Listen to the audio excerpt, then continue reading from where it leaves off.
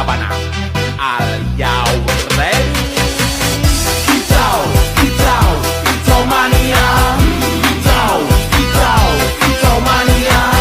Kicau, kicau. Bismillahirrahmanirrahim. Assalamualaikum warahmatullahi wabarakatuh. Hamdan syukurillah ma'ba'du. Baik, yang pertama-tama yang kami hormati dosen pengampu kita, yakni Ustadzah Nur Fatimah MPD beserta seluruh siswa PGMI semester 4.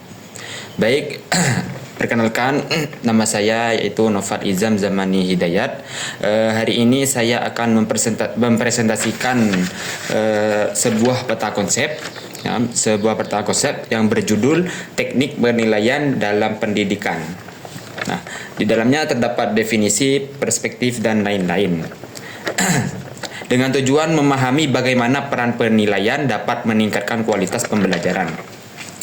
Baik, yang pertama mari kita bahas apa itu penilaian ya. Apa itu penilaian? Nah, penilaian adalah proses pengumpulan, pengolahan, dan penafsiran informasi secara sistematis.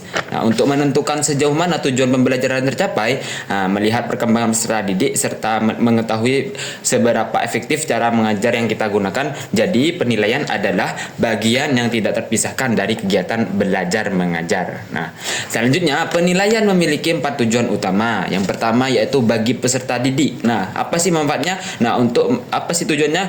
Untuk mengetahui kemajuan, kesulitan, dan potensi yang dimiliki sehingga belajar bisa menjadi lebih baik. Nah, yang kedua yaitu bagi pendidik. Nah, bagi pendidik ini memberikan umpan balik agar guru bisa memperbaiki metode, strategi, dan materi apa ajar yang digunakan. Nah, yang ketiga yaitu secara administratif dan kebijakan. Nah, sebagai dasar keputusan yang penting seperti kenaikan kelas, kelulusan, atau evaluasi kurikulum. Nah, yang keempat yaitu sebagai untuk akuntabilitas. Nah, bukti pertanggungjawaban kualitas pendidikan kepada sekolah, orang tua, dan masyarakat. Nah, perspektif penilaian mengalami perkembangan seiring berkembangnya teori belajar. Nah, yang pertama itu teori perilaku. Nah, penilaian berfokus pada perubahan tingkah laku yang terlihat, lebih mengutamakan hasil akhir dan pengukuran yang objektif. Nah, yang kedua yaitu teori kognitif. Nah, penilaian tidak hanya melihat jawaban akhir, tapi juga bagaimana cara siswa berpikir, memahami, dan memproses informasi.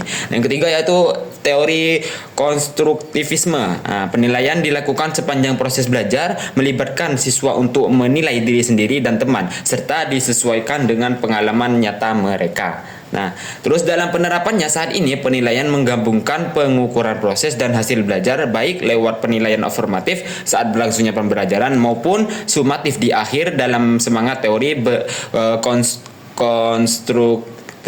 konstruktivisme agar pembelajaran menjadi bermakna bagi siswa. Terus kemudian kita bahas 2 model pembelajaran beserta teknik penilaiannya. Pertama adalah PBL. Nah, PBL atau pembelajaran berbasis masalah. Nah, model ini mendorong siswa untuk berdiskusi, berpikir kritis, dan aktif memecahkan masalah yang mirip dengan tantangan dunia nyata. Nah, teknik penilaian pada PBL pun mencakup seluruh proses hingga hasil pemecahan masalah yang dilakukan siswa. Nah, kedua adalah STAD, atau Student Teams Achievement Divisions. Nah, ini adalah model pembelajaran berkelompok di mana siswa bekerja sama dalam tim kecil untuk mencapai tujuan bersama.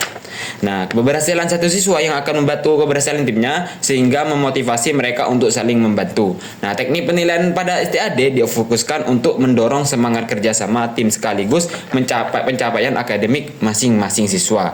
Nah, perbedaan fokus keduanya adalah PBL yaitu fokus ke lebih menekankan pada proses memecahkan masalah, refleksi diri, dan melatih berpikir kritis. Nah, terus perbandingannya yang saya ada yaitu fokus lebih menekankan pada kolaborasi tim, tanggung jawab kelompok, sekaligus pencapaian hasil belajar individu. Nah, secara singkat PBL fokus pada proses dan refleksi, sedangkan CAD pada kerja sama dan hasil individu.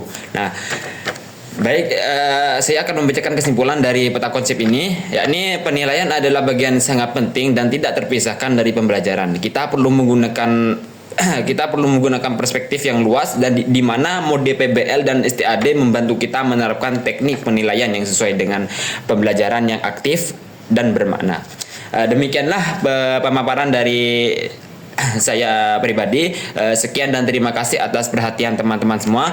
Mohon maaf apabila ada kata atau penyampaian yang kurang berkenan. Kurang lebihnya mohon maaf. Wallahul muwaffiq ila aqwamit thoriq. Ihdinas siratal mustaqim. Wassalamualaikum warahmatullahi taala wabarakatuh.